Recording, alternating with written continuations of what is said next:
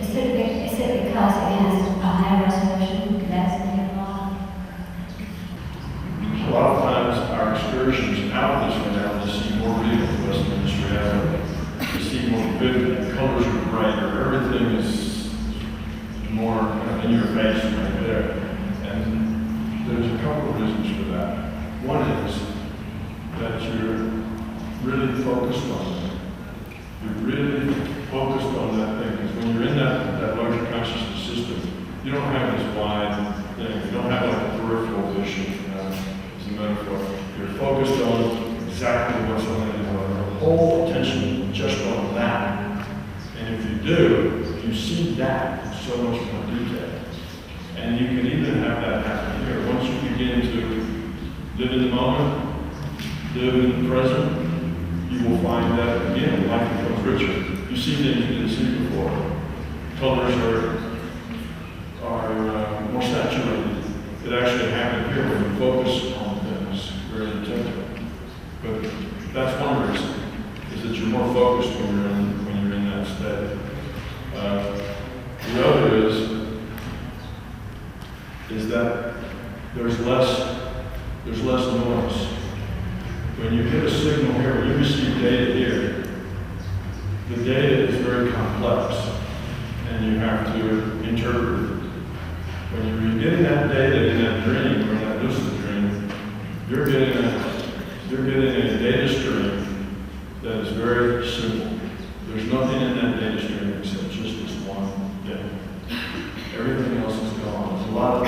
It's almost like the difference between animation and an anime and an actual movie. In the movie, you got all this scans of detail. In the anime, that's just reduced. Most of the detail's gone. You just got the stuff you need to be able to interpret the picture. That's what the picture seems to, come out at you more. That's why anime is so popular. It's got a certain feel to it. The picture is more vibrant. But it is that because it has, in this case, less detail rather than more. But you're right, when you're in these larger conscious systems, people have ideas that they're foggy. It's like you're a ghost wandering in the fog, and everything is difficult to see and hear and understand. And in fact, it's often clearer than this reality. It's more vivid.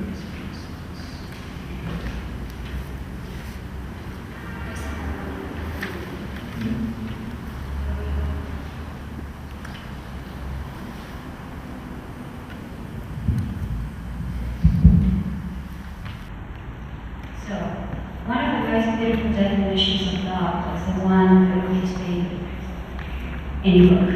Love equals joy plus peace plus sadness. The word of compassion in Chinese is composed of two characters, kindness and sadness. While we often talk about joy and peace, when we talk about love, we don't often hear about sadness. Would you talk about sadness in the context of love? Yes, that's a good question. And in my books, I do talk about love and sadness and their connection. Love has a sad component, can have a sad component to it. It doesn't have to have a sad component. Love is also joyous.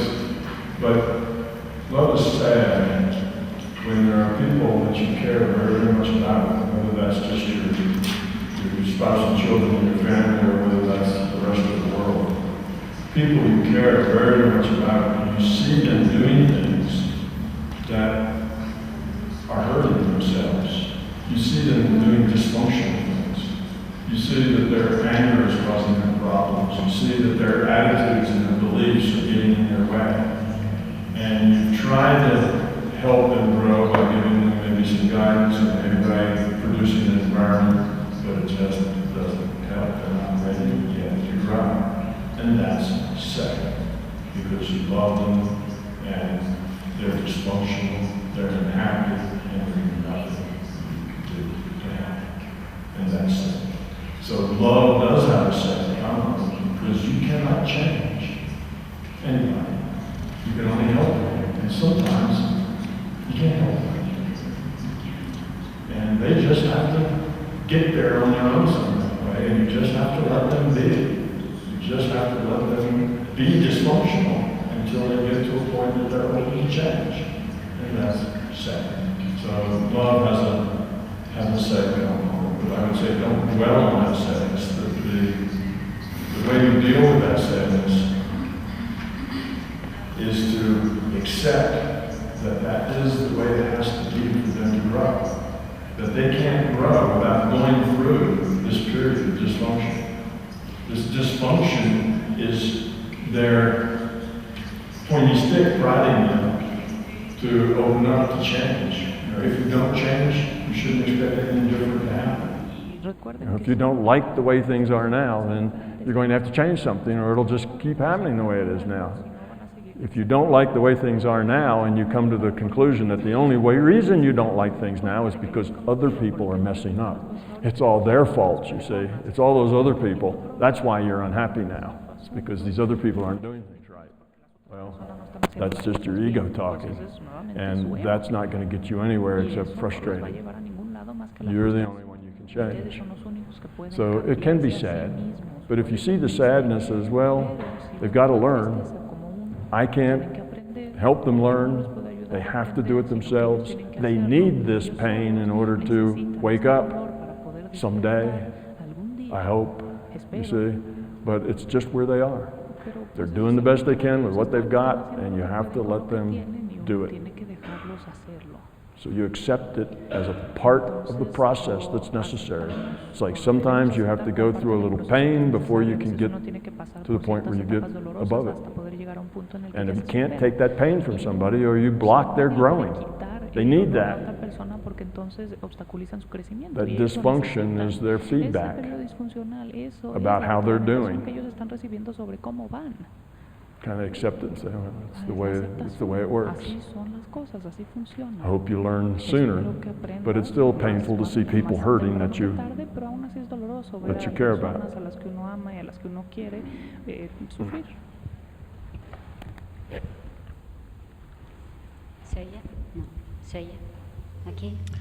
Can you hear me? Yes.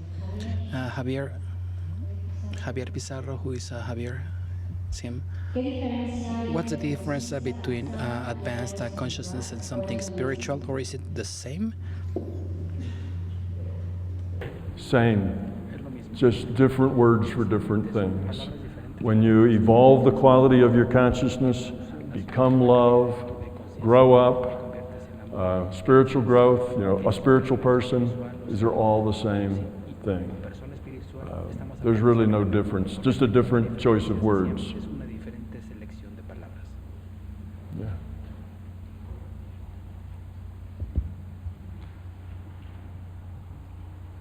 A ver, ahí, sí. Fátima. Next we have Fatima. I don't get where the first intent of consciousness is born. The intent of consciousness that brings everything into reality, or gives rise to everything.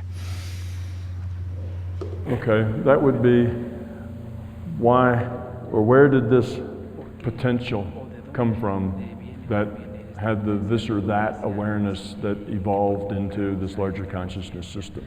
The question is basically, where did that potential come from? And in my books, it came from an assumption, which means I don't know. I assume that that exists because I know consciousness exists, and that's as far back as you can reverse engineer the problem to consciousness beginning, is that first very dim consciousness, not a smart consciousness, a very dim consciousness, and then all the rest of this evolved. So that is what I was talking about when I said there are limits to our knowledge. This is not a failure of understanding. It just means we can't know. Now we can make conjectures, but we can't know because we are consciousness. And we can only explore the consciousness system. Because we're consciousness, we can't get out of consciousness. Like that bacterium in your gut can't get out and look around the fields and the farms and check out the refrigeration technology and all that has to do with the food, which is what it does, it works on. It just can't do it. So Yes, it's just an assumption because it's to the outer boundary of where we can go because we are consciousness. Now, there's lots of things you can do if you just want to kind of, make things up, or you just want to discuss it or have ideas, but they'll never be more than just, interesting talk because it's outside of what we can actually know.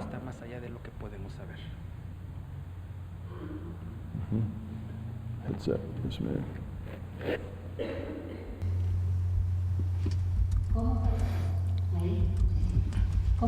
How can we choose to be part of the solution from our being and not from our intellect? Well, the intellect is part of your being. It's just a kind of an unruly child, if you will, but it's part of your being. You have to use your intellect to begin the process. The intellect kind of understands the problem, gets some sense of direction of where you want to go, and points. That's the way you need to develop. But the actual developing has to be done at the being level. So you use your intellect as guidance, pointing the way. The intellect maybe listens to all this and says, well, maybe he's got something there. Maybe I ought to make sure that I'm part of the solution rather than how do I do that? Well, the change has to come at the being level, but the intellect can help guide that change. The intellect needs to assess that change. Every once in a while you have to say, well, am I any closer to my goal than I was 6 months ago? Have I found any fears? Have I conquered any of them? Am I more love? Have I changed at the being level? And if the answer is no, well, then the intellect should say, maybe I need to try something else. I may need to go a different way. I need to take another approach. So the intellect's kind of your guiding, pointing finger of what you need to do and when you need to reassess. But the change has to come at the being level.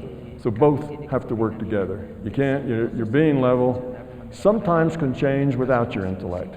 Sometimes people just have big aha moments.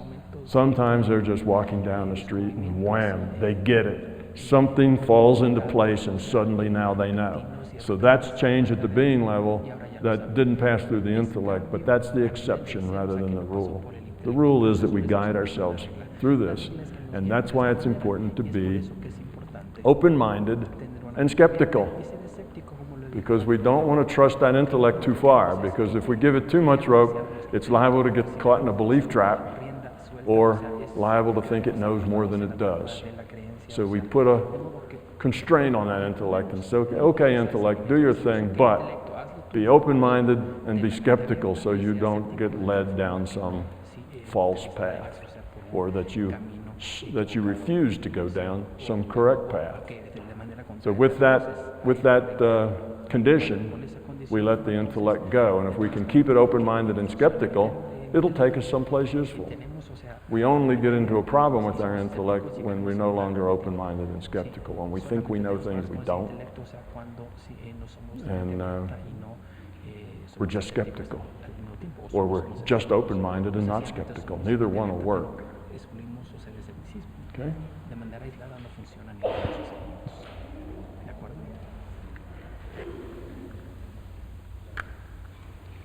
Decías que es más difícil crecer a través del placer. ¿Por qué? ¿Cómo podemos empezar a hacerlo? Well, that's why I'm here, is to help that process along, you see. If you're just going through life and you're miserable because of your attitudes and your fear, and you don't know that that's what's causing it, you have no idea. It's your ego, it's your fear that's really the problem. And that the relationship you have in your own mind, it's always the other person's fault, but actually it's both of your fault, because it's a relationship. There is no fault. It's just the way you are together, and that you are, though, responsible for it. So it's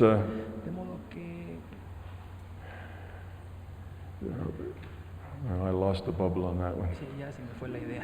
I had something, but it just. Tenía yo algo por ahí, pero se me fue. Yeah, what was that again? A ver, de nuevo la pregunta, ¿cómo iba? I lost the second half of Es que that. la segunda parte ya se me fue.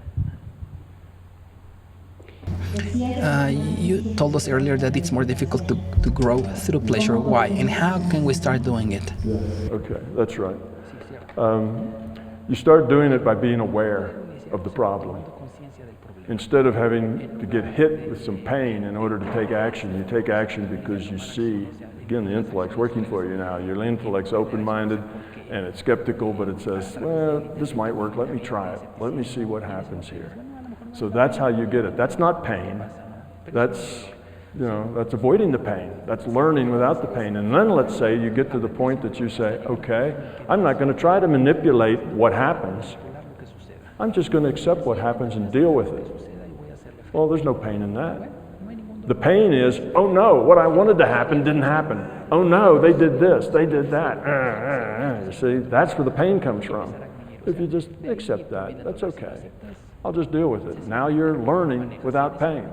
So as you understand the nature of reality, as you understand why you're here, now you can learn without the pain. Because without that understanding, even with the pain, you mostly don't learn. You just blame it on other people and keep on going. You see? So the whole idea is to get to the point that you don't need to feel the pain. You can just, you realize it. And I've had lots of emails to me that people will tell me that now they get things and they've changed their reactions. They've changed this and they're so much happier for it. So a lot of the pain is disappearing. And now they have good relationships and they can make them better. You see, relationships, you keep getting into this relationship thing. It's not that I'm a relationships counselor, but relationships are where we learn a lot. That's where a lot of our most significant choices are, is in relationships. How we interact with people. Relationships, and our most significant relationship is with our significant other, because that's where the relationship is most complete and most deeply intertwined. Our relationship with our coworkers at work, our relationship, with our boss, all those are important too. You learn from interaction with those relationships. So it's that interaction with people that is really the significant thing. That's the most significant thing. The choices you make in your relationships with people. I mean, you make lots of other choices too. You made a choice whether to, drink coffee this morning or not, things like that. But those choices aren't really very important. The important choice is, how do you react? How do you interact? How do you feel when you, is your boss just stupid and he never sees, he never sees what it is, you're trying to say, and he never gives you any credit and it's all his fault. Well, we do that. We blame everybody else for the fact that we're not getting it the way we want it, instead of accepting the way it is and seeing how we can deal with it most effectively. And not how can we manipulate it most effectively, but how can we deal with it most effectively. Okay, so I would say that, we want to move out of that we need pain to grow.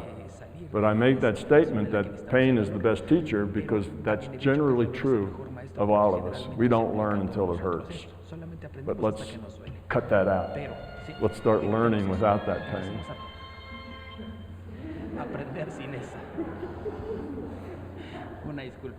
All right?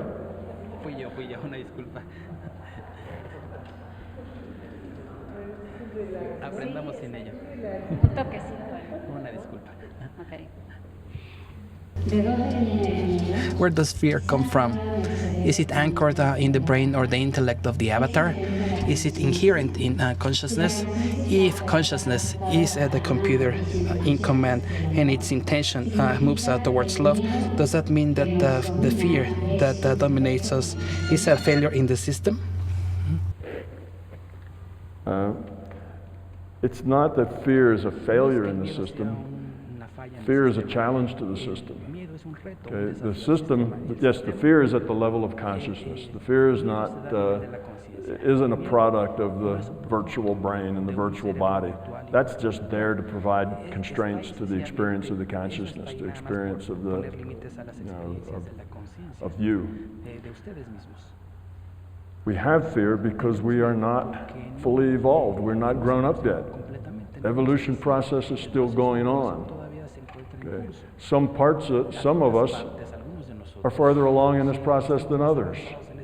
There's pieces of the system that are more grown up and pieces of the system that aren't as grown up. The gain, the lowering the entropy that you get in the system is from the pieces that aren't so grown up, growing up. And the pieces that are more grown up, growing up even more.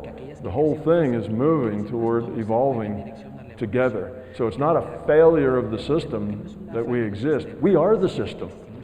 See, we are a big part of this larger consciousness system. We and all the other entities that are out there. We're it and it's us. It's not that there's it over there, and then there's us. And we're the dumb part, right? We're the fearful part, and it's the love part. It's not like that. It's all one thing. It's like you have this body, and you say, well, you know, my brain's the smart part, and this hand is really stupid. You know, it's always grabbing things it shouldn't grab. You know, you can't say, oh, why doesn't the brain, you know, it's a failure of the brain to, you know, to fix the hand or something. It's all part of one thing. So we are part of the larger conscious system. It's us, we're it. But it's more than us. There's other parts, there's other beings. There's the executive part that has to help the whole thing operate. But the executive part can't just, we said this earlier, the executive part, let's say that is more evolved than we are, can't just duplicate itself and erase all of us and say, I'm done. It hasn't gained anything there. Now it's just stopped itself from evolving. It's just cut off its evolutionary strategy. Now it's just it, the way it is. Well, you don't lower entropy just by duplicating what you've got. You've got to grow, you've got to change, you constantly have to becoming different. And when you have consciousness in daycare, the daycare consciousness grows faster, changes more quickly than any other, right? Look at your children. Look how fast a 2-year-old learns. Look how fast an infant learns.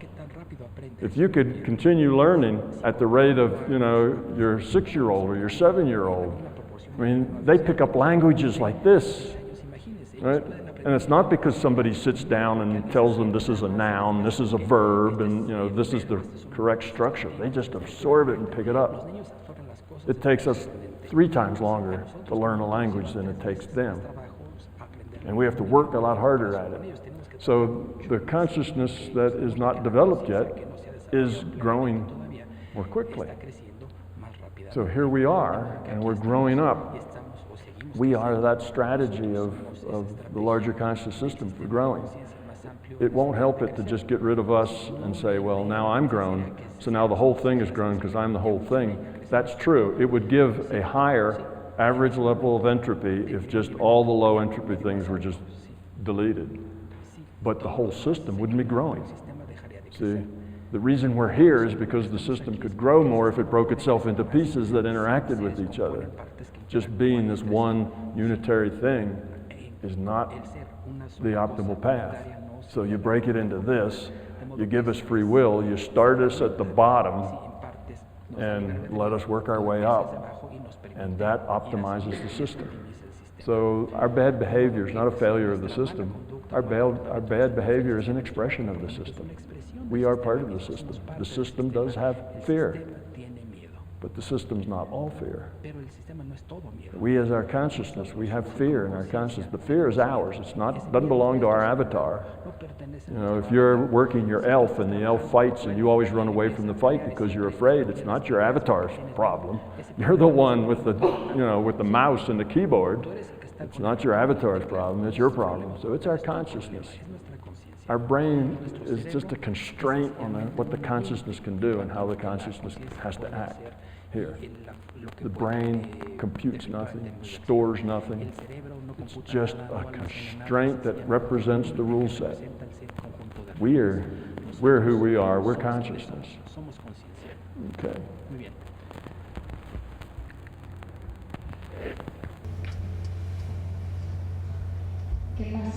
What happens with those people who have a psychological or a psychiatric illness?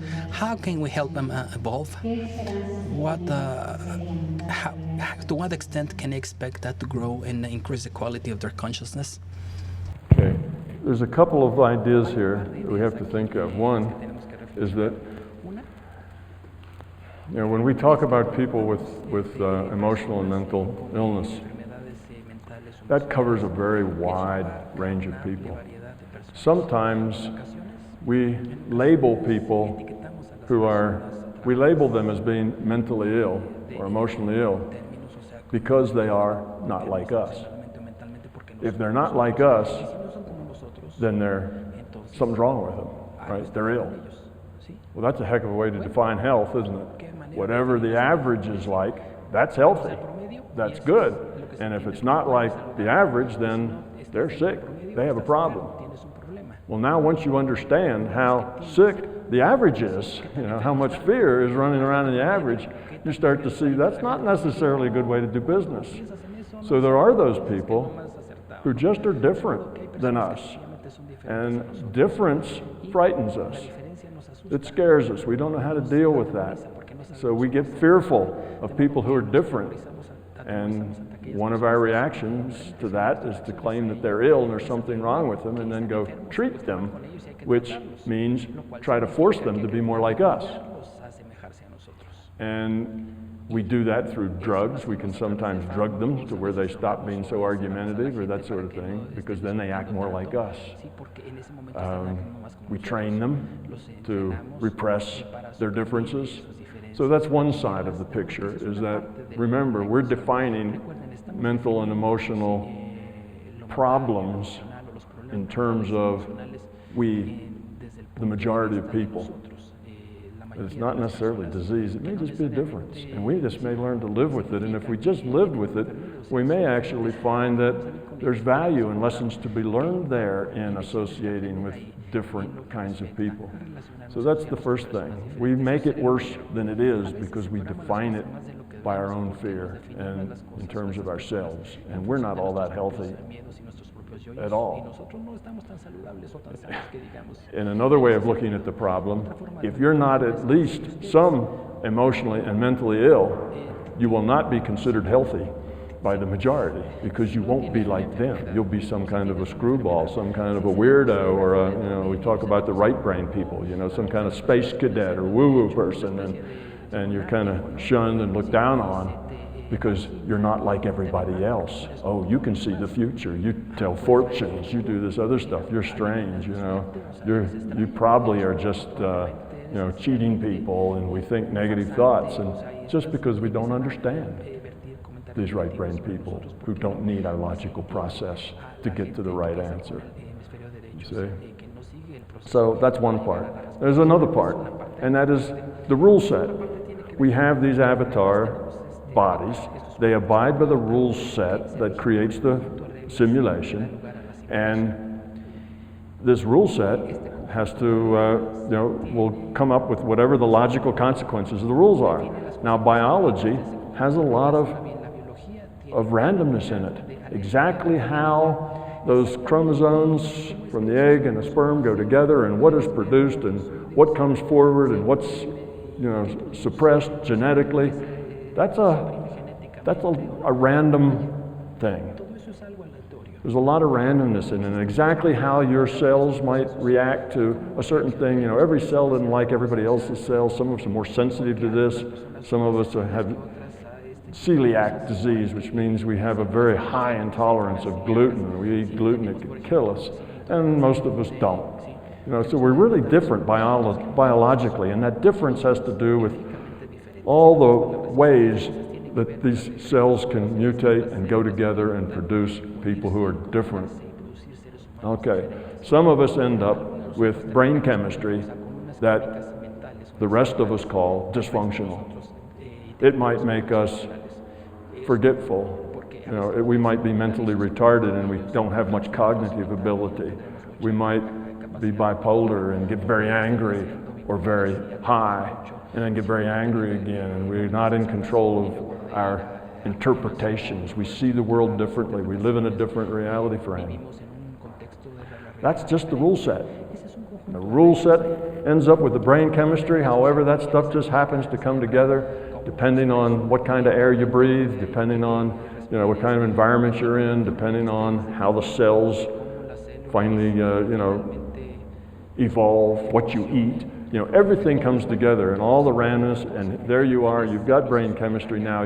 Your consciousness, the person with the mouse and the keyboard, that is your consciousness, has to abide by the constraints of that brain chemistry.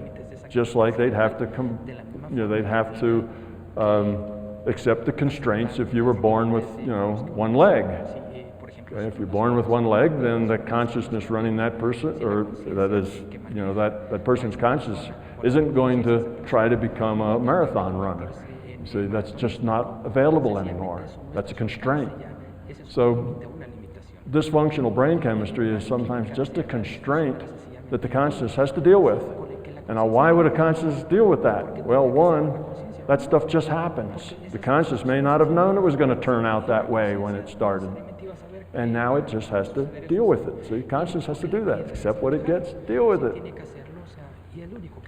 Sometimes that happens because it's educational for those around. Sometimes having one of these tragedies in your own family or in a neighborhood or something like that, or you work in a job where you deal with them, will change you. So it's a growing thing for other people to see that people can be different, but they still have a life in their own reality. We don't lock people up anymore who are different. Sometimes we just drug them and warehouse them, but they can be a growing stimulus to the rest of us as well, for someone that we can practice our compassion on and our understanding and our caring, how to take care of them because maybe they can't take care of themselves very well, or why not to react with anger when they get angry, because we know they just get angry because their brain chemistry does that. And we learn patience, and we learn caring, and we learn to get rid of our ego so that we don't react badly. So there's a lesson for us as well as a lesson for them, because now their consciousness has to deal with this handicap, if you will. It has to deal with this difference and learn as much as it can through this difference. Well, maybe that's a good thing for them. Maybe it's good for them to learn that they're not going to be in charge. Maybe it's a good thing for them to learn that they have to depend on other people. Maybe it's a good thing for them to learn that they are not always, that they're not going to be looked up to, that they're going to be looked down on. Well, that could be, depending on their experience before that. That may be a good lesson they need to learn. Maybe they spend a lot of time looking down on other people, and now they're in a position where everybody's going to look down on them and they can see it from the other side. So you have to kind of look at it from the bigger picture and see it's just difference, and we need to learn to deal with it. The consciousness isn't ill. When you have a mental illness, it's not that the consciousness is ill, it's that the consciousness is constrained by the rule set of the avatar that they've got, and that's, they can only express themselves in a narrow set of ways. Now they can express anger maybe, but they can't express joy. Or maybe if you're autistic, you can express yourself, but as far as the outside world goes, but you just can't, you just don't have feelings, you don't have connections, personal connections with people. People are just like objects. You relate to computers much more than you relate to human beings. That's just a characteristic of autism. They're different. We should learn from them. We should be compassionate, and we should treat them with respect. But it's not a sick consciousness. It's just a physiological problem.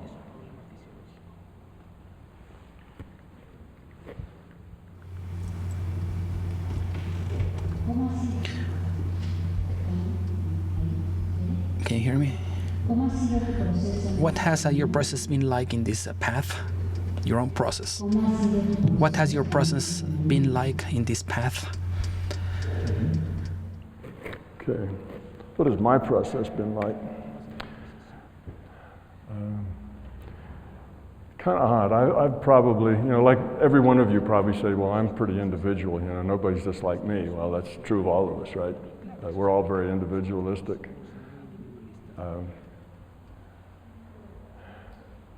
I've gone through different phases. If you read the first section of my first book, I kind of do a little story, a little biography on me and so on. But at a very early age, I was what we guess would call meditating and communing with non-physical beings. That's like 5, 6, 7 years old regularly. So I had that experience, but that's not that unusual. Children at that age often have out-of-body experiences. We tell them it's silly and not to talk about it or whatever, but that's natural for them. And it was particularly natural for me. And as I got older, I became interested in science and physics and so on, and then I was a really left brain scientist. If there wasn't the proof, then it didn't make any difference. It wasn't real. It's what's called in science an operational definition. If there's not some operation you can do with it, if there's not some experiment or some way that you can measure it, then it either doesn't exist or it's irrelevant. Only things you can measure and experiment with have any relevancy, you see. That's an operational condition. That's a very short-sighted way of looking at things. That's very close-minded. But anyway, I was there too, so I understand that approach. But all the time I was there, I also had this history of being able to get information about what was going to happen and what was going on, and I never particularly thought that was unusual. I'd always been like that, you see. So there was kind of two sides of me that were living in this one avatar. And then I ran into Bob Monroe, and I was open-minded. Even as a scientist, I was open-minded. And I didn't shut any of this out. I didn't say, oh, that's ridiculous. I just said, well, if you can't measure it, then it's unknown. It's just irrelevant. There's no point in going there because we don't know anything about it. If we can't say anything about it for sure, then we don't need to say anything about it at all. Why just guess at things? That's not practical. But my mind was open if there was more information. So when I got with Bob Monroe, I got lots of this more information. He taught me about going out of body and how to do that, and we started doing experiments with healing, and suddenly I had all the data I needed to know that this was real, another part of reality. And at that part, it's like, whoa, I thought reality was this big, and I found out it's that big. All the reality I thought existed is now just a little subset. I need to explore this bigger reality and find out how its physics works, because that's what physicists do, is find out how things work. So that's what I did, and that's what led me to the books, and that's what led me here. So my journey was one of various stages. I was right-brained and left-brained both together. I had this right brain part that I always could get information from nowhere that was valuable, but I didn't really think a whole lot about it. This was the way it was. I just assumed that's the way everybody is. And at the same time, I was very structured and had a good mindset for being a scientist. They came together with Monroe, and now I would say that I am whole-brained. You might say I'm very left-brained and I'm very right-brained both, but I do those all together. I'm a whole-brain person, so yes, I live in the woo-woo world of non-physical entities and all sorts of other things, but I also live in the physical world, and I spent 35 years doing physics for a career. That was what paid the bills, and I spent the same 35 years doing research in consciousness because I was doing them both at the same time. And I've never found any conflict between them, and eventually I figured out enough about the larger conscious system to see where I could tie them together, and that they were all one piece rather than two worlds that I lived in. I live in this world and I live in that world, and that was all right with me, but now I figured out it was all really just one world, and it was all one thing, so that's what I wrote about. So it's been a fun trip for me. It hasn't been full of angst, it hasn't been full of trauma. Didn't fall off a ladder and bang my head, you know. I didn't get scooped up in a spaceship and anything like that. You know, nothing too dramatic or too mystical happened. I just grew up and figured things out. It became obvious that it wasn't just about the information, the learning. It was about growing up. It was about becoming different. And it just becomes an obvious thing, and you just kind of do it. So it was a very pleasant, generally interesting journey, always something else to learn, and I still feel that way. I don't feel like I've arrived, like, now I figured it out and I'm done. I'm still in process, and I think we all are.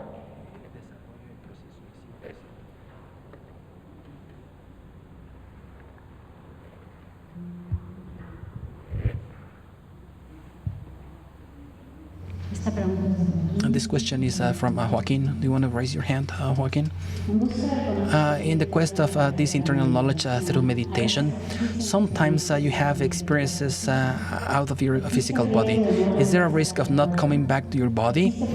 Is there a possibility that this virtual world could become into a life as a dream? I mean, less in contact with it?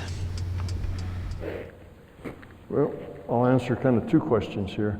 One is, should you be afraid of not coming back if you go out of your body? And the answer is no.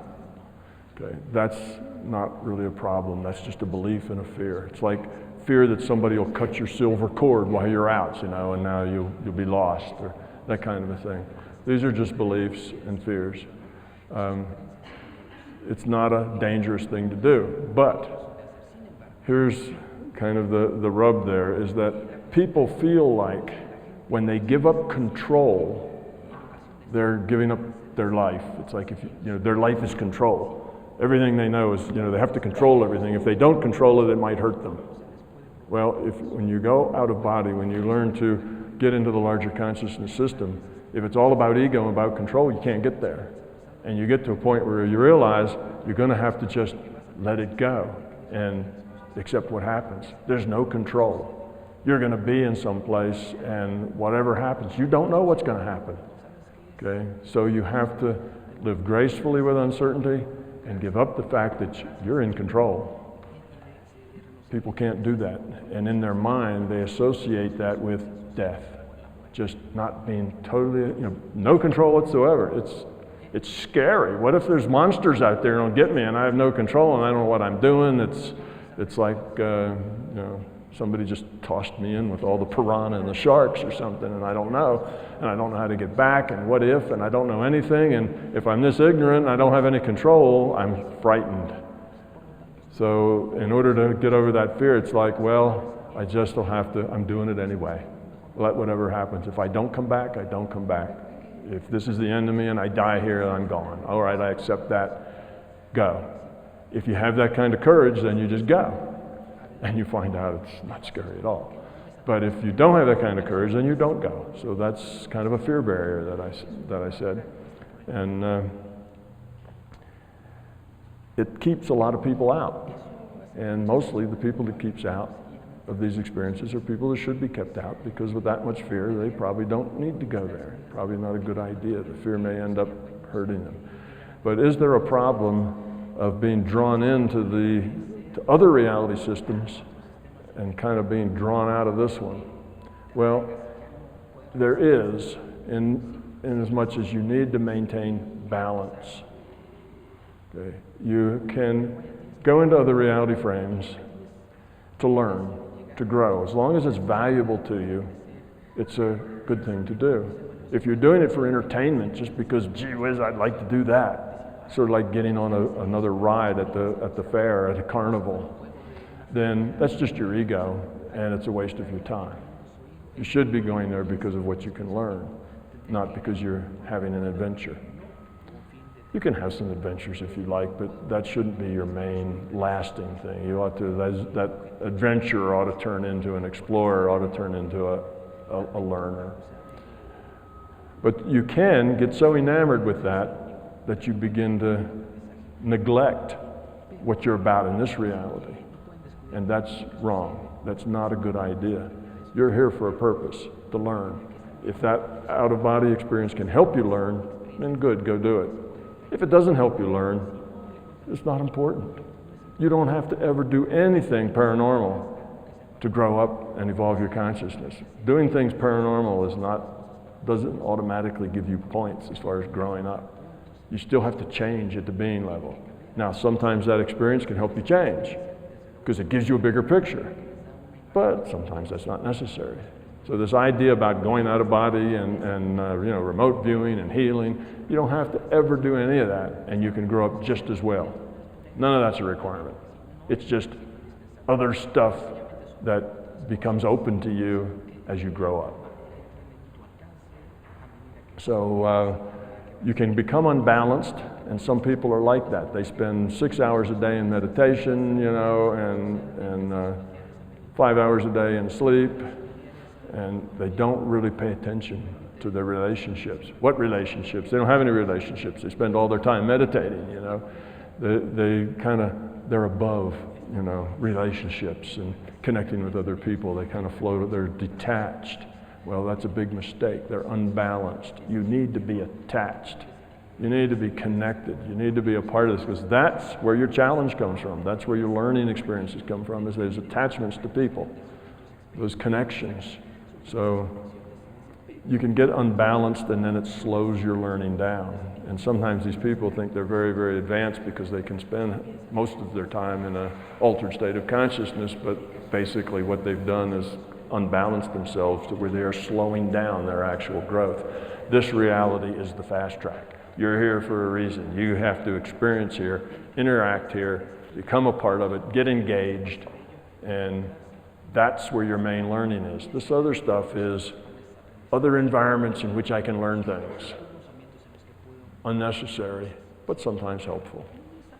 So always keep balanced. Know that this is your main job, is interacting here and growing up here. Okay, any more?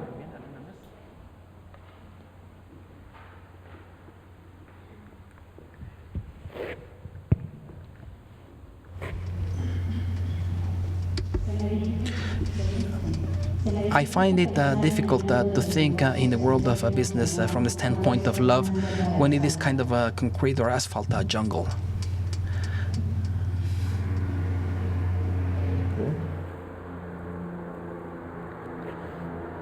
Okay, that brings us to a good point, and that is your environment.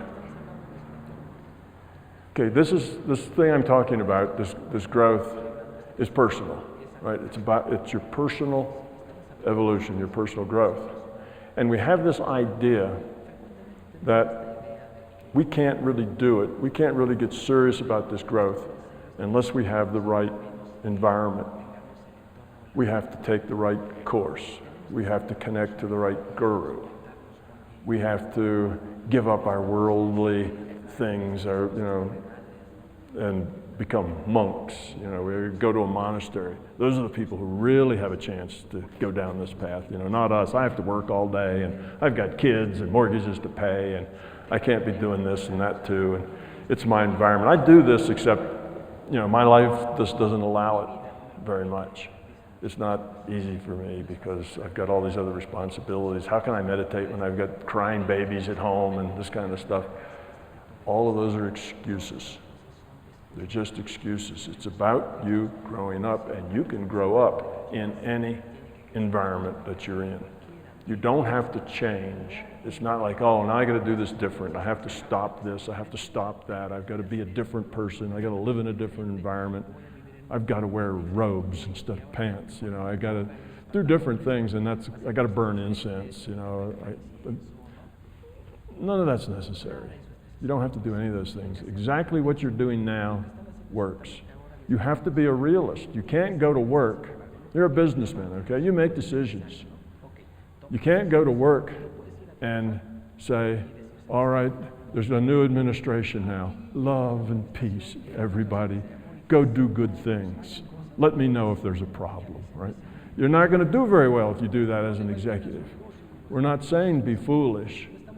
We're saying within your environment that you have to be effective in that environment. If you have crying babies, you have to tend to those crying babies. Okay? But you do what you can in the environment that you have, and that will work. There is no environment that precludes you from success. It just adds another challenge that's in that thing of how am I going to deal with it? How are you going to deal with that effectively? You'll find out you don't need all of that time, and that no matter what your environment is, you can be effective in that environment, you can make decisions. And let's say you're in charge at work, you've got a bunch of people that work for you.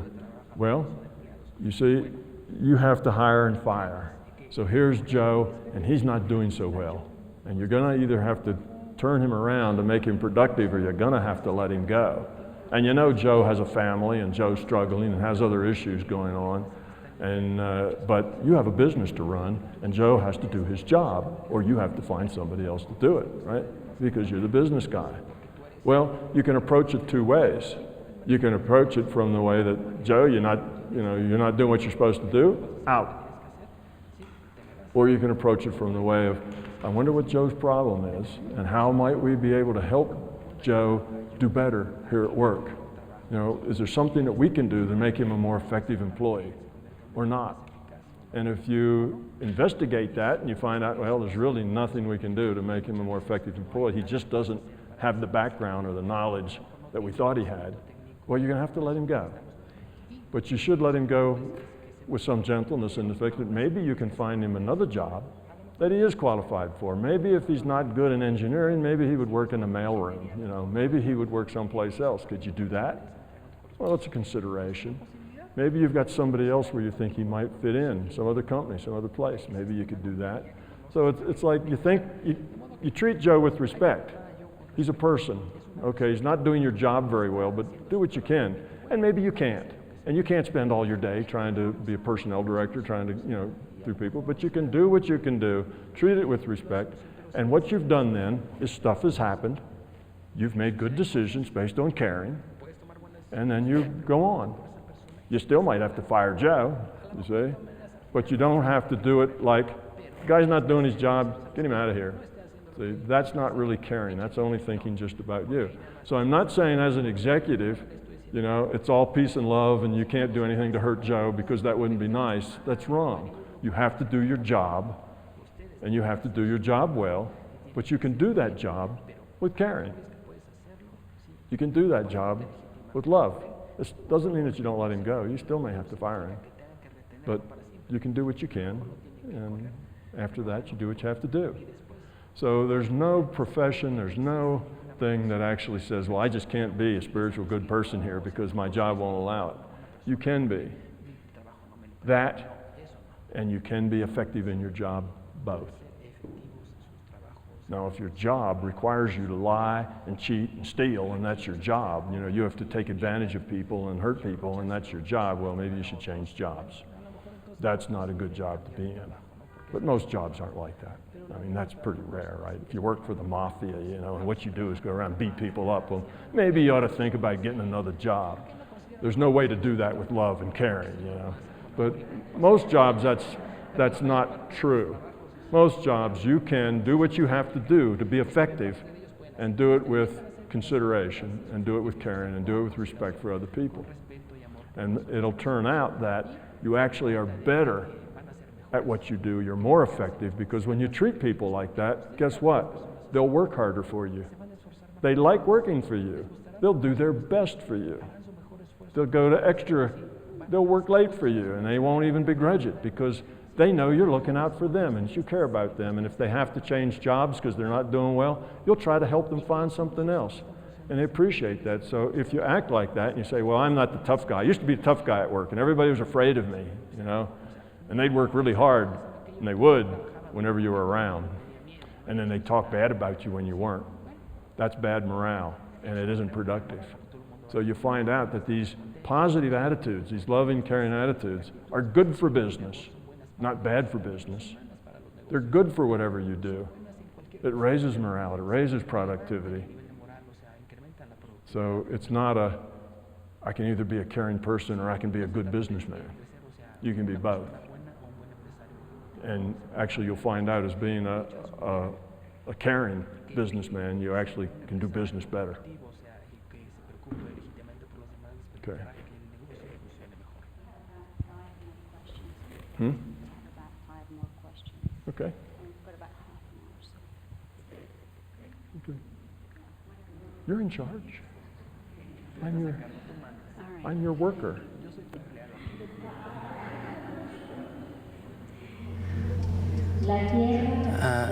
Earth, the elements, our solar system have consciousness. How do we differentiate between a conscious system and one that is not, and what separates a conscious being from another? Okay. Okay. The way I define consciousness, and of course, obviously there are more than one way to define consciousness. You could define it to be most anything, but I define consciousness as having a finite decision space. Remember, decision space was we get to make choices, and we get to make more than one. You know, if it's just one, then it's not a choice, is it? If there's just something we have to do, that's not a choice. But if we get a choice of several things to do, that's a finite decision space. That's a requirement for consciousness. So if you are a being or an entity that gets to make choices, then I would say that you're conscious. You have free will to make those choices. If you're a rock, you don't make a lot of decisions. You see, if somebody bumps you and you're a rock, well, you roll downhill. You know, that's what you do. That's not really a choice. If you're, I don't know what, there are probably some life forms that just do what their biology tells them to do. You know, they're just hardwired. It's all instinct, if you want to call it that. All they, you know, you give them a stimulus, you get a response. You always get that same response for that same stimulus. They never have really any choice. They just do what they do because that's what their biology says that they do. They're hardwired. Okay? But there's a lot of creatures who have choices. Your dog and cat has choices. They can choose to do different things. I know a bumblebee has choices. I've watched a bumblebee stalk somebody once, and I could see, you could see how this bumblebee was using a strategy, and he was making choices of where he would go and what he would do and how he would do it. And actually, he was a pretty smart bumblebee. And so things, critters, even down to the insect level, have choices. Now, we get to a point that maybe we can't tell. Does a clam make choices? Does a clam have a choice whether to open up his shell or not, or whether to do this, or is it all just hardwired, that he does it because it's hardwired? Well, it's hard to tell. One of the ways you can tell is try to train a clam. Can you train a clam to do something? Can you train a clam to open his shell every time you ring a bell? Or something like that? You can train a mouse to go through a maze, so the mouse can be trained to make choices. That means the mouse can learn. If it can learn, it's conscious, you see? So if you can train a clam to open a shell when you make a noise or do something that's not part of its normal environment, then the clam's making choices. But now all consciousness is not the same. I mean, it's fundamentally the same at a fundamental level, but it doesn't all have the same capacity. This bumblebee didn't have a lot of capacity. Maybe its decision space was only this big. Maybe there was only 3 or 4 decisions it could make, not 100. And as you go up through the life forms, you find out that the more complex they are, the more decision space they have. You see? So you get to a chimpanzee, and they got a lot of decisions they can make. They make hundreds of decisions a day too, you see? And you get, other animals have different decision spaces. Humans, we have a very big decision space. Now, whether our decision space is any bigger than a dolphin, a porpoise, who knows? We don't know that much detail about what they do. We know they make a lot of decisions, and their brain is bigger than ours. But in any case, I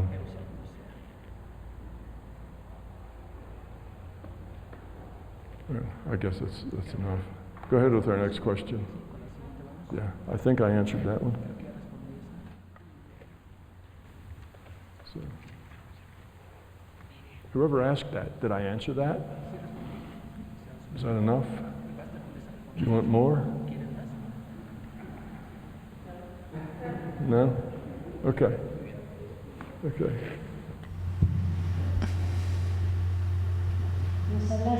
You talked to us about people who are sick or with different needs or with psychological illnesses from the standpoint of our relationship with them. My question is, how can they evolve from their own reality, from their excess of anguish, suffering, and sometimes with the incapacity because they may not have all that free will? Yes, they may not have as large a decision space as somebody who doesn't have those constraints. Somebody with only one leg has more constraints. There's fewer things that they can do. There's people with two legs. Right? For one, they can't play hopscotch. Right? They probably don't roller skate. There's lots of things they can't do. So it's just a constraint. It doesn't mean that they're not capable of learning. They're not capable of growing. So because you have a handicap, because you have a difference, doesn't mean that your consciousness can't learn something in that avatar. People ask the same sort of question about why would anybody want to incarnate as a poor starving child in, wherever, Biafra or someplace where living is so hard and that most people don't live more than, to be 8 years old or something. Infant mortality is high. Why would anybody want to do that? Well, there are things you can learn from that. It's not a very pleasant life, but there's a lot that can be learned. I suspect in those very poor communities, there's a lot of love. There's a lot of sharing. Generally, when you see movies of those people, yes, there's the poor little babies, their bellies are bloated out from starvation and stuff, but you don't see them elbowing and fighting and struggling with each other. Generally, they're sharing what they've got. They're doing the best they can. There's a pretty high quality going on there.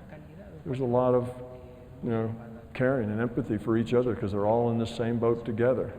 So what if you're an entity that just wants to get your feet wet and you're kind of afraid of a whole long, complicated incarnation? You just want something simple and then get out. Well, maybe that would be a perfect place for you to start. It's not about having a good time. It's not about feeling good. It's not about being, comfortable and having enough to eat. It's about growing up. And you can learn a lot of stuff from an avatar that has a handicap. There's a lot of things to learn. What about the movie? Remember the guy that made the movie called My Big Foot? You remember that? It was a movie about a guy who couldn't, I don't know if he didn't have arms or he couldn't use, but he learned to manipulate things with his feet like he would have with his hands. Well, what did he learn? Did that entity in that crippled body have something to learn? Yes. So we learn sometimes from our constrictions, from our constraints. Remember when, what was his name? Christopher Reeves fell off a horse, was paralyzed from the neck down. Here was a young man in the peak of his career. He was the Superman actor. In the peak of his career, paralyzed from the neck down. He had some choices that were important. He could have wallowed in self-pity. Oh, why me? Why this happened to me? It's so unfair, and been miserable. And he didn't. He took the choice of, this is an opportunity for me to grow, to learn, to grow in another dimension that I wouldn't have grown in otherwise. Because now all I am is mind, because my body doesn't work anymore. I'll make the most of that. And he did not get into self-pity or whatever. Great choice. He probably grew a whole lot. He probably got a lot of evolution out of that. You see? That was a big step up for him. Probably more growth than he would have gotten if he continued on being an actor and living his life without that. So we think of that, how terrible that was that happened to him. Well, if you're here to grow up, and that was a very growing experience, how wonderful of that to happen to him. He really grew up, but he could have made the wrong choice. He had free will. He could have sunk into self-pity and been miserable and unsufferable, but he wasn't. He made the right choices. So having constraints can be valuable in what you learn and how you interact with people. So it's not, we have to not look at it from the perspective of how awful. Look at it from the perspective as everybody's here doing the best they can with what they've got. And maybe what they've got is only one arm or one leg or something. Or they're bipolar and they can't control their emotions. Maybe that's what they got, but what they're supposed to do is do the best with what they've got. And that handicap offers them different set of choices that they would have had if they didn't have the handicap. And that different set of choices can be very rewarding. We're here to grow up, not to have a good time. So even the children who are starving in Biafra have opportunities to learn and grow up. And they may have even more success than somebody living here in Mexico City that's well fed, has a car, 2 kids, house in suburbs, and is miserable, unhappy, and hasn't a clue as to what it is they're doing here. You see? So who's got the better condition? Who's doing more with it? So we have to not think of if you've got a lot of stuff, you're doing well. It's, are you growing up? What can you learn from it? And a deformity is no block to learning and growing up. Okay.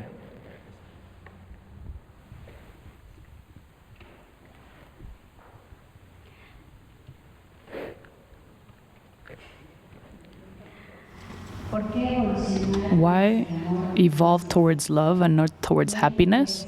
Who or what decides to what we evolve or where we evolve to? Okay. Kind of where does happiness fit into this? And who decides? We decide.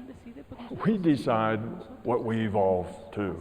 We decide what we become. Nobody else does. Happiness. What about happiness? What makes us happy? Happiness is not a goal. If your goal is to be happy and you're in pursuit of happiness, you'll probably never find it. Happiness is a consequence. It's a result of a life well lived.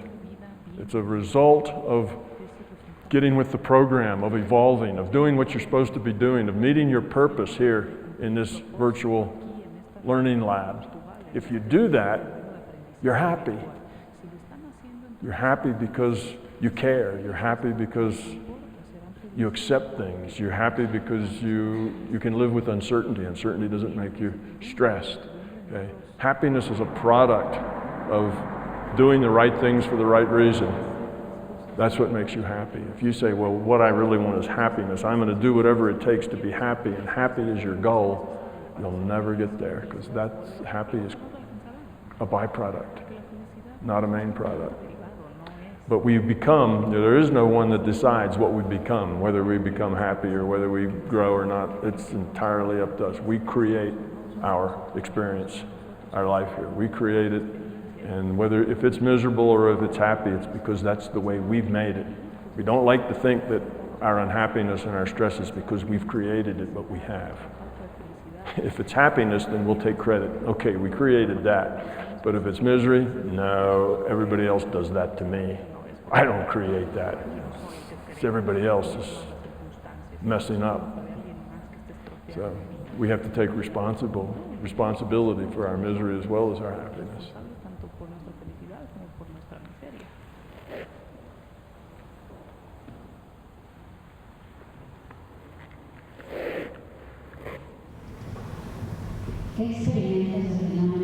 What paranormal phenomenon experiments have you done that could be repeated? Most of the, well, I don't know, how can we say this? Experiments. I probably do things that would be considered paranormal, many times every day. It's just a part of my life. I don't live just in this reality, I live in a larger reality. I sit here and talk with you, I'm also getting information downloaded at the same time. I don't just live in this reality, I live in multiple realities mostly all the time. It's just another way of being, and all of you can do the same. So I do that sort of thing constantly, and I don't even think of it anymore as not normal. It's just normal. I don't think, oh, that was something paranormal. It's just life. It's the way it is. So paranormal doesn't really so much exist for me anymore, and I'm not really so much aware of it. On the other hand, talking just about experiments, did lots of experiments when I first started working with Bob Monroe, and all the time that I was with Bob Monroe. So for a decade, experiments was the name of the game. You had to do these experiments, because otherwise, how did you know it was real if you didn't do the experiments and get the data and show that you actually could see what was going on someplace else you'd never been and verify that that is what was going on there? The experiments were crucial to developing confidence in a left brain physicist who was open-minded, but still had to see the proof. So I did a lot of those. All of them could be reproduced in that sense. They're not things that everybody can do these things. Like I say, we talked about healing. Every one of you can learn to be adequate at healing, to be effective. Now, if you really work at it and take years, you'll be very good at it. If you just work at it some, you'll be sort of good at it. If you don't work at it at all, you probably won't be good at it at all. Same with playing pianos, right? Or playing the violin or juggling or anything else. So these experiments are almost trivial to the point of anybody can do them with a little bit of effort. So there's really no point for me to go out and do an experiment to see if I can remote view. That's 30 years behind me. So I don't do experiments like that anymore, that I would call experiments, where you set up targets and do things. That's in the past. Once you get to the point that it's no longer a question of, is this real, then there's no point anymore to, I mean, how often do you have to convince yourself that something's real? So I don't do experiments, and I don't do a lot of paranormal things. I do healing sometimes. As it comes to me, I do other things. I get information all the time, and that's not really, in my sense, paranormal. It's just me living in a larger reality. You live in your reality, and as large as your reality is, you kind of get whatever there is around and the information you collect, and some stuff you don't see. Sometimes you just don't understand people, or you don't see what's going on, and that's not in your reality. And then you grow up, your reality gets bigger, now you see more things. Well, it just keeps going like that. And you just get to where your reality is bigger, and other people would say, oh, that's paranormal, you shouldn't be able to do that, but it's just the way it is. You know, and all of us have some of those talents. Empathy is that talent. When you empathize with another person, you know, that's kind of paranormal. You're getting information from them, that the way you empathize with them, you feel for them, you kind of feel their pain. Well, that's not normal, that's paranormal. Why should you feel their pain, right?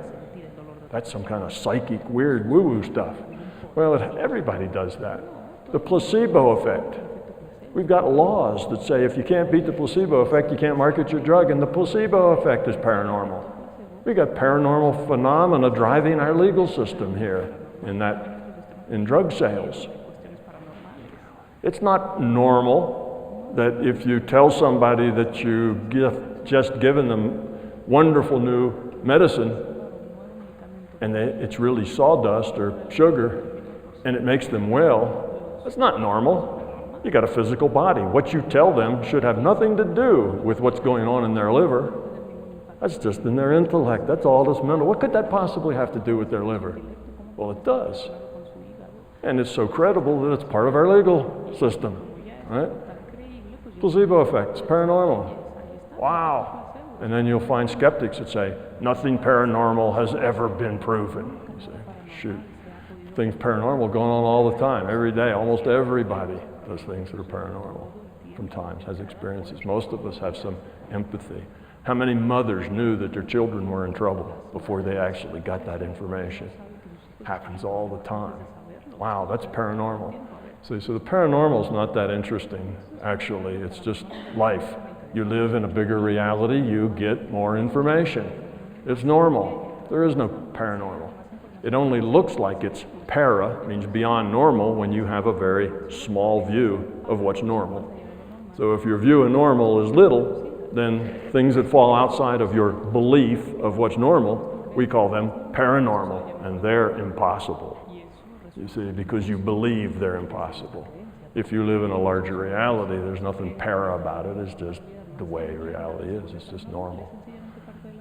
So people who want to see something paranormal, you know, because that'll, whatever. What they need to do, they don't need to see somebody do something paranormal. If they want to see paranormal, go Google Paralabs. Everything they've done in Paralabs for 30 years with scientific protocols that are perfect, with a bunch of physicists and engineers and everybody else doing error analysis on their research and so on. You want to see something paranormal, go there. You want to see paranormal under extreme scientific protocol, go to Paralabs. Everything they do is paranormal. Mind affecting matter. I mean, there's evidence of paranormal all over the place. And it ought to be your personal evidence if you just open your mind and try and do some of these things we're talking about. Try the healing, try the remote viewing. Work at it for 6 months. Try to develop the skill. And now you will be able to tell people about how you experience paranormal and now it's real for you. So, you know, there's no point in doing things that are paranormal. You need to experience it. You don't need to see somebody else experience it. You need to experience it. If you just want to see somebody else that's done it, go to Google. You can find 100 things going on that are paranormal, and some of them with immaculate research and protocols behind them. So, you know, paranormal, you know, it's like, who cares? You know, it's very pedestrian.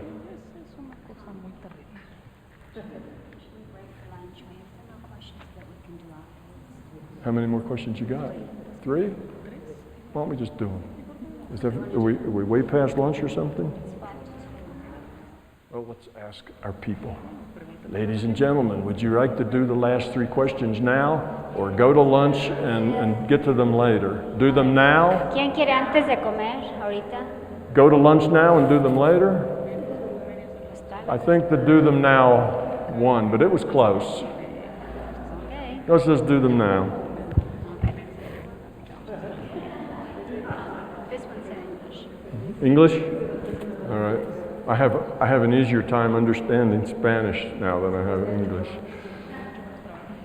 Is virtual reality only the creation of the mind? Is reality only the creation of the constraints of consciousness?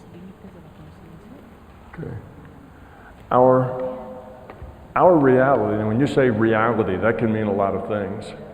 If you mean this physical universe and our experience here in this virtual reality, then if that's reality, if that's what you're calling reality, this virtual reality, then yes, this virtual reality is created by data that we're getting. Okay, we're consciousness, we're getting data, we all get our own individual data stream, we interpret that data stream as this reality. So this reality is created by a data stream, just like the World of Warcraft and that elf was created by a data stream to your computer. It's computed in a server and it's reality to you because of the data stream that's sent to you. Okay.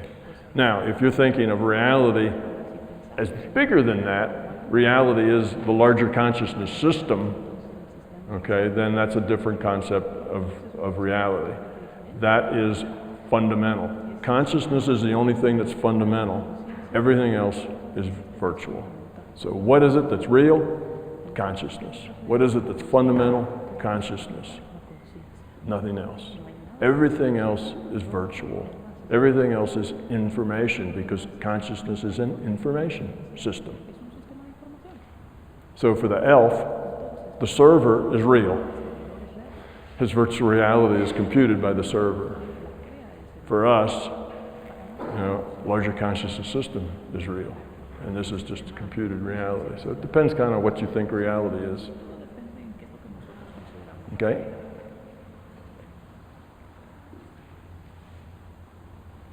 ¿Cuál es el tercer cambio de paradigma?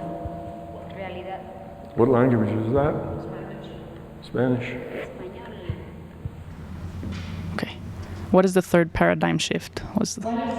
What is the third paradigm shift?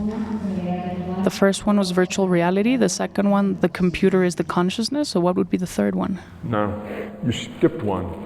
The first one is that reality is virtual.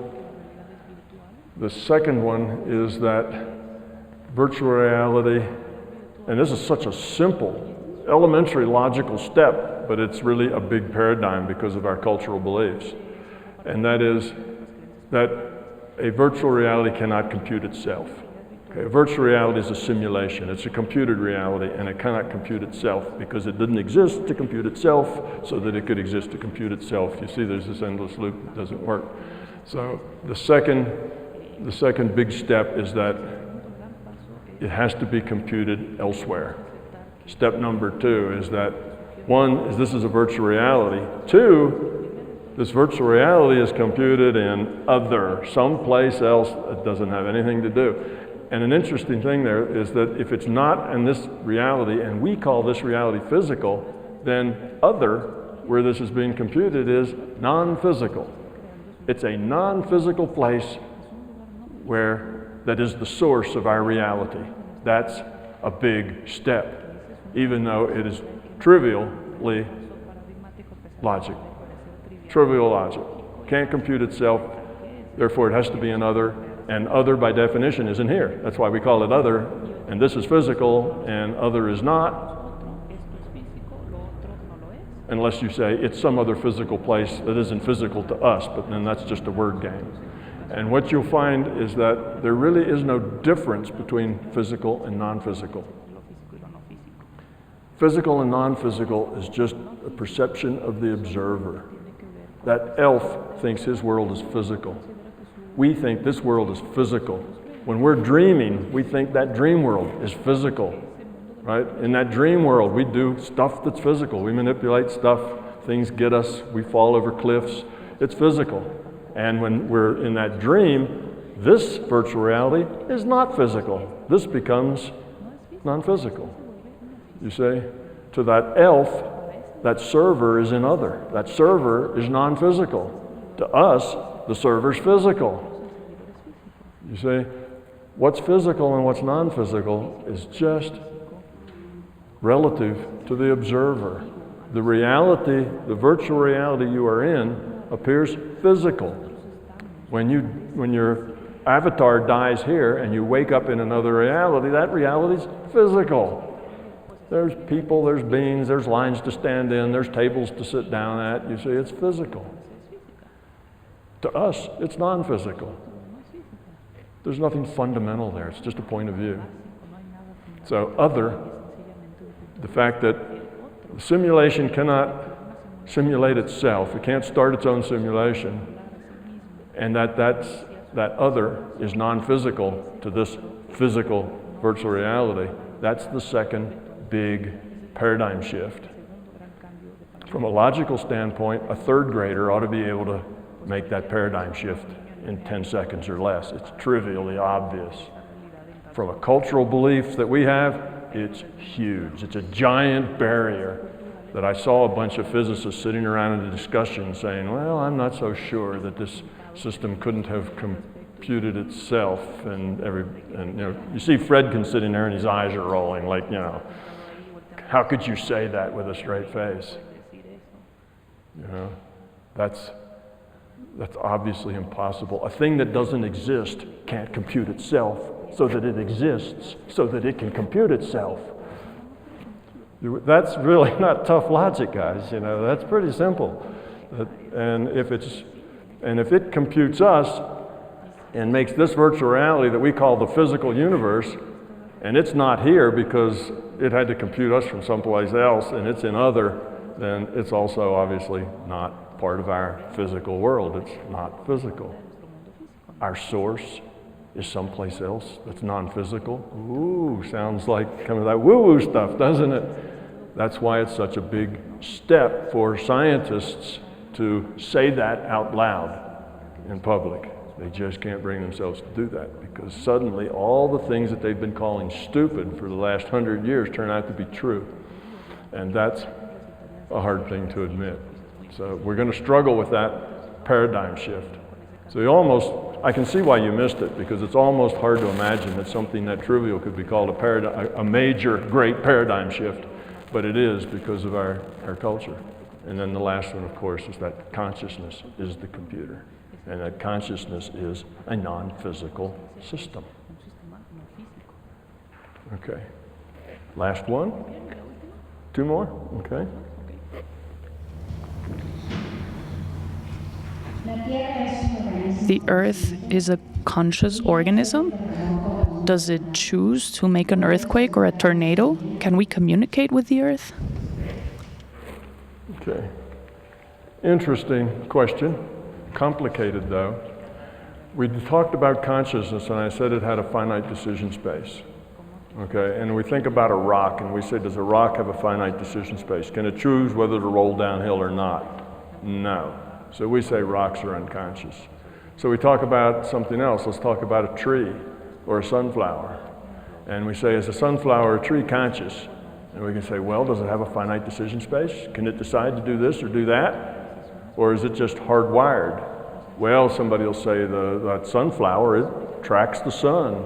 It decides it wants to move with the sun. Well, not really, because the sun heats up one side of the stem and the other side of the stem's a different temperature, and that just makes a torque that makes the thing follow the sun, so it's kind of hardwired. It's hard to tell sometimes, like we say, does a clam do things on purpose, make choices or not? Hard to tell. Can you train a tree to do something? Well, you can't make it go through a maze, right? It's kind of stuck where it is. I would say that there's really little evidence that things like trees are conscious in the way that we define it. They don't have a finite decision space. So I would say the Earth is probably not conscious in that sense either, conscious by that definition. But I think a tree does have a certain sense of awareness, you see. Just because you have a tree that doesn't make decisions doesn't necessarily mean that you have a tree that isn't aware of anything. So that tree can have an awareness of, it's a dim awareness, you know, it's a tree's eye view, if you will. It's not not like our awareness, not an intellectual awareness, but it's kind of a sense of what's going on. And those of you who commune with trees and kind of can feel that awareness, you sort of intuit that. But living things, I believe, can have an awareness without having a finite decision space, but I would then say they're not conscious. That's because that's my definition, okay? But they do have an awareness. All right, now take the Earth. The Earth and all the living creatures on it, okay, is part of this reality. It's part of this thing. It's also part of the data stream. And we in the Earth are intimately interconnected, more so in a global way than we are, say, with a particular tree. But we can be interconnected with trees as well. We can love and care for forests and for maybe our favorite tree in the forest or whatever. But we all are in this thing together. We and the planet, right? We're all part of one kind of bigger organism here, we and the planet. If we don't do our stuff right, then the planet suffers too. So if you think of the planet as kind of, we're part of it and it's part of us, you know, just like we do with consciousness, it's all kind of one thing. We grew up out of the planet, you know, from the one-celled things to the multi-celled things to what we are. We're a piece and part of this planet. It's a piece and part of us. Mother Earth. Then you kind of give the idea that this Earth is kind of alive because we are. You know, not that it's a separate living being that lives on its own and was sitting around saying, I wonder when the people are going to show up, you know. So let's not give it a decision space that causes earthquakes.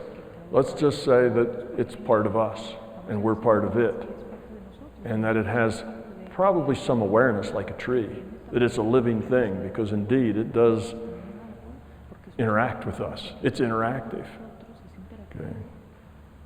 Trees interact with us too. They give us oxygen. So we're interactive. So we'll give them a sense of awareness in that interaction. And we can give that to Earth. But no, I wouldn't say it's conscious. And no, it doesn't cause earthquakes. Earthquakes get caused because of the rule set. The rule set says that if you've got two forces pushing against each other and the forces keep getting bigger and bigger, sooner or later, something's got to give. And that's why we have an earthquake, when something gives. That's a matter of now, I said it was complicated. So far it's been easy. We'll complicate it one, and we have a larger consciousness system making this virtual reality. let's say that the consciousness system decides that it would be really beneficial to a particular people or community or to the earth itself to have some kind of natural disaster here to have to deal with, because it would bring out something valuable, valuable lessons. Well, could the larger consciousness system kind of encourage an earthquake or a storm or something like that to happen at a particular place at a particular time because it thought that it would lead to more growth? You know, you look at the growth versus the damage, and you know, maybe the damage is all recoverable and the growth is wonderful or whatever. Yes, so could those kinds of things ever be premeditated? Why not? Larger conscious system can do whatever it wants to, right? It's its game. If you own the World of Warcraft server and all the programmers work for you, you can have your elf get into a Mercedes-Benz and drive around in the map if you want to, because you're in charge. You see? So, yes, in that sense, is there sometimes perhaps purpose behind those kind of natural events? There could be. Could they just be the natural events from the rule set? Yes, they could be. They don't have to be either one, but they could be either. Most of the time, I think they're just natural events from the rule set. Some of the time, probably not, because the larger conscious system will take whatever actions it thinks will produce a net increase in the quality of consciousness. That's its job. That's what it does. It's evolving.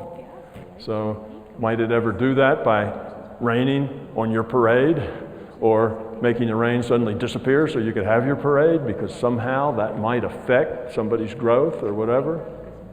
Sure, why not? It's just another tool that it has in its tool bags of helping the people figure out what it is they're here for. That's what makes it a complicated question. It's not just simple. It could go either way. All right.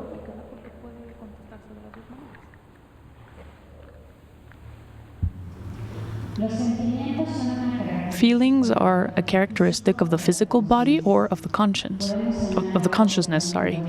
Can we heal someone else of an emotional pain? The feelings are a part of the consciousness. The physical body doesn't really have any attributes of its own except its constraints. It's just there to constrain the experience of consciousness. So the anger, the fear, the emotions, the love, the caring, all of it is an attribute of consciousness. Consciousness is the active ingredient here. This physical virtual reality is the stage. Okay. Now, what about emotions, and can you heal them, and can you change them? Yes, that's a part of another being. It's part of another consciousness, the way they are. You can heal emotional issues. You can calm somebody down. You can agitate someone, okay, with your intent. You can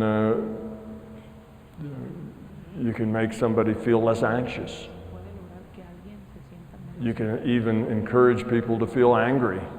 And if you do that, and you talk to the person and they're like this, and they say, I'm feeling really, really angry, but I don't know why. I don't know what I'm angry about, because they don't have anywhere to focus it.